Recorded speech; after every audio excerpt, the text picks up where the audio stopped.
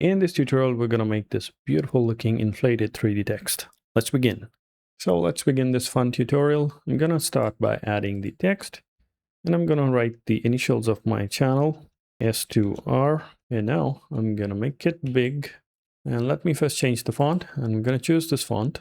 I've used this before as well, called the Hubbox, and I'm going to make it really big, something like 700 points. And let's center align it. And I'm going to change its color, and I'm going to make it particularly a nice shade of orange. And I've made this into this orange color. I really love the bright energy of this color. Now let's make it 3D. For that, all you have to do is go here in the effects, come here in 3D and materials, and press inflate. And this is the default window that you'll get here. Let me dock it here. And we are on the inflate. So I'm going to start off by, I'm not going to touch these. I can show you the depth. This is basically to increase the 3D-ness of it. I'm going to change it on the y-axis and you would be able to see. So it's up to you if you want to make it kind of having that depth or reduce it to absolute 0. So you can see it's half. So what I'm going to do is I'm going to inflate it on both sides. And so it's nice, rounded, just the way we want it. No need to twist it, no need to taper it. The volume is 100% full. I'm going to change it a little bit on the x-axis, and I'm going to make it to 10 degrees to tilt it a little bit. I'm going to really reduce on the y, and let's say -5. Yep. And similarly, a little bit of rotation on z as well. I'm going to make it to -5. It looks nice and tilted. So that's the first thing, okay? The next thing is we're going to work on the materials. So when it comes to materials, we have the base material, but we can also have the default provided materials by the Adobe. For instance, you have this gold leaf, and you also have the gold natural. This is the soft hammer. There's so many that have been provided here in default. But we're going to stick to just the top one since we're working on it for the first time. There's so much to do in this, but as a first time exposure, I don't want to complicate it too much.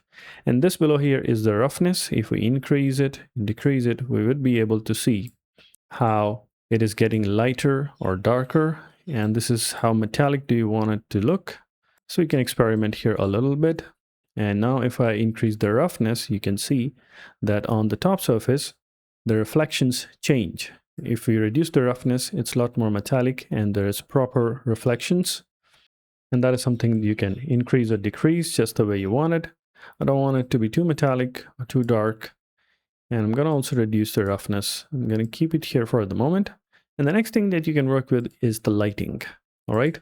The lighting, you have the standard, which is this one right now, but I'm going to make it to top left, this side. So this shows the intensity is around 70%. If we increase the intensity, we can see the white light increases, making it a lot more bright, as if the source of light is very strong. And similarly, you can reduce it to make it look much darker.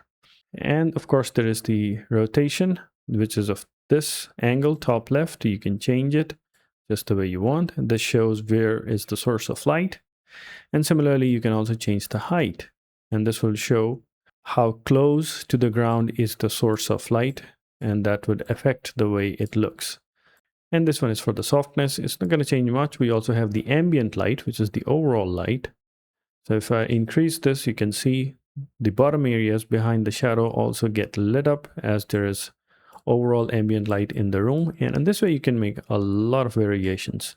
And then you have the shadows as well here. If you turn it on, based on the way you have set up your light, it will show you where the shadow is. And this is the distance from the object. And this is the shadow bounds. Now, how close do you want to clip it or not? How close you want to keep it or how far you want to keep it.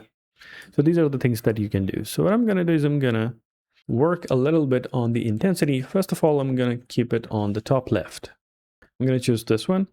And in terms of intensity, I want to reduce it. And I think I want it to have that rich color it has. So I think I'm going to keep it at 45. This is fine. I don't have to change the angle. The height is also perfect. The softness, it's fine. 40, 45, it's pretty much the same. And in terms of intensity, I want to increase this a bit. And let's see how it changes. I want this rich orange color to come out. And this is a bit a little bit higher. So I'm going to keep it somewhere around 85, 86. This is fine now. And the shadow bounds are obviously, I want to keep it to close, just about here. And of course, we want it to have enough space so that it's visible, something around here. And now in the materials, I want to see a little bit more about the roughness. Okay, I think I want to keep it somewhere around here. And for the metallic, I think I'm going to increase it a little bit, but not too much. I think around this much is fine. Okay, so I'm going to make it to 0.1. And this is it. We have set it up, but at the moment it's not rendered, which means it hasn't produced the actual output. For that, you have to go here where it says render with ray tracing to deliver you the actual look of it, the feel of it, the material, the softness, and the metallic feel of it. So you can turn it on. Once you turn it on, you have the options for the setting, low, medium, or high. I have a decent enough system, so I'm going to put it on high, and I'm going to press render. But before you press render, you must know you should have a decent system. I have an RTX 5070 and the Ultra 7 series of the CPU, and it's still going to take a lot of power. If you have somewhat a lower system, you may choose medium or even low just to test if your CPU or system can handle it. If you really don't have a powerful graphic card attached to your system, or you don't have a powerful CPU, it may even hang your computer and just might not give you the output. So I'm going to keep it on high. I'm going to press render. It's going to take a while. And when you can see here, my CPU is getting 100% use, and so is my GPU, which is an NVIDIA card. So you can see it's going to take some real power from your system to make it happen. All right, so it has given us the output we wanted. As you can see, it has clipped a little bit the bounds of the shadow. We can work on it. I'm going to select it, and I'm going to go down here in the shadows and make sure that the shadow bounds are not limited in any way. And there you see, the effect is perfectly fine and ready. And one more important thing, once you have created something and you feel like it's good enough about what you want it to make, then it's fine. But if you want to make any changes to it, when you click on it, make sure that you turn off the ray tracing, because if you have the ray tracing turned on, then every time you'll make any change to it, it would update and render it in real time, which would really slow down your computer and would really slow down your workflow. So make sure that you turn it off like this and make any changes that you want, and then turn it back on and render your final output. So with this, we have made the basic 3D materials and inflated this beautiful looking text. Now let's bring in a few more things. First thing is I'm gonna add a black box at the background. I want the width to be half of the size of my artboard, and I'm gonna push it to the right. I'm gonna push it below. I'm gonna turn it. Let me see how it looks here. Now I want to turn it to black color, and at the same time I also want to make sure that this is also center aligned. If it's not, let's make it so. I'm gonna lock this, and now I'm simply gonna write floppy to Rocky. It's really big, 700 fonts. I'm gonna reduce it. Let's make it 50, maybe a little bit more, 55. Yeah, that's fine.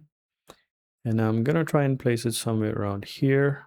I'm gonna turn on the rulers. If you don't know how to turn on the rulers, go here in the view, come down here, rulers, and show rulers, Control R. And now I'm gonna pull this one here, something like this, and I'm gonna make it a little bit smaller so that things are nicely visible to me. I'm gonna pull it a little bit more inward, something like this, and at the same time push a ruler from above to something like this. I'm gonna place it as close as possible to the guides that I've created. Okay, and if you want to have the same kind of distance on the other hand side, let's use a simple trick. Take the rectangle tool, create this one, and I'm going to change its color something else so that you can see it, and now push it to the right side. And now use your guide and match it with this one here, and you can delete this. And now you can again take the rectangle tool from the edge of the page to the guide, And now I'm gonna push it downwards. I'm gonna take a guide and bring it here. And you can delete this one.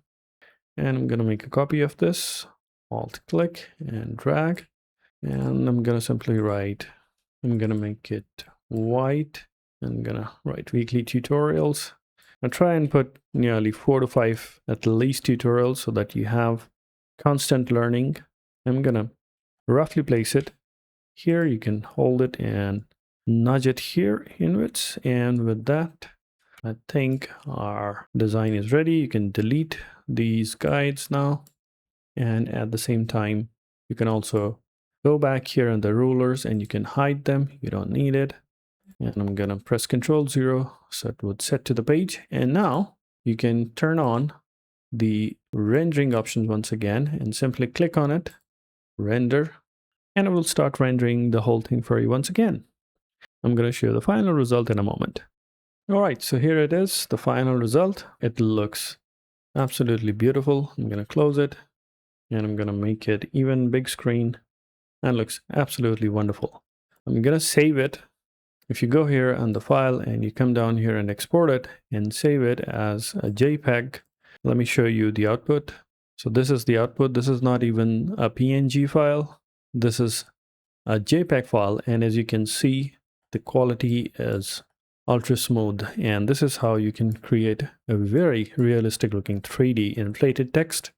And there is so much more that we can do with this. And I'll keep on experimenting more, keep on sharing my thoughts and ideas with you. Thank you so much for tuning in, and I'll be back very soon.